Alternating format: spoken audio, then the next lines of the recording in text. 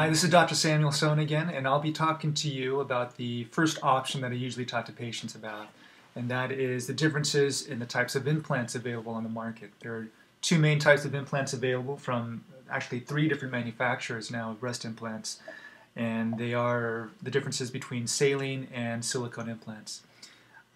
They're both very good implants. They're both very safe to use. Saline implants in general are a little cheaper than the silicone implants.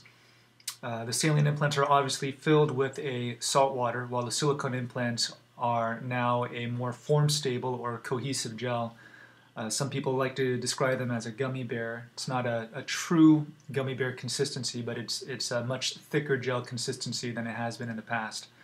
And these are now representing the 4th or 5th generation of cohesive gel implants available on the market. Some of the significant differences in terms of the appearance between the two implants after placement is that you can get some rippling and visibility through the skin, especially if you're thin-skinned. The silicone implants can also exhibit some visibility, but there's less of a tendency for it to show through the skin.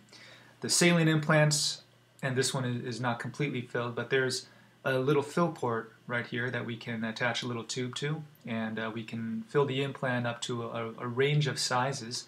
With the silicone implant, it's sealed at the manufacturer, and the size you choose is the size you get. In general, 95%, greater than 95% of patients in our practice choose the silicone implants because it is superior in terms of feelability and sometimes appearance actually as well.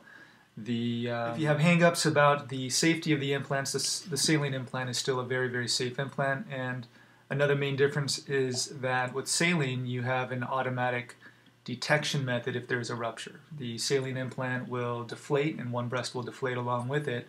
With the silicone implant, you won't necessarily know it. The manufacturers and the FDA recommend that you obtain MRIs at certain intervals in order to help detect for rupture.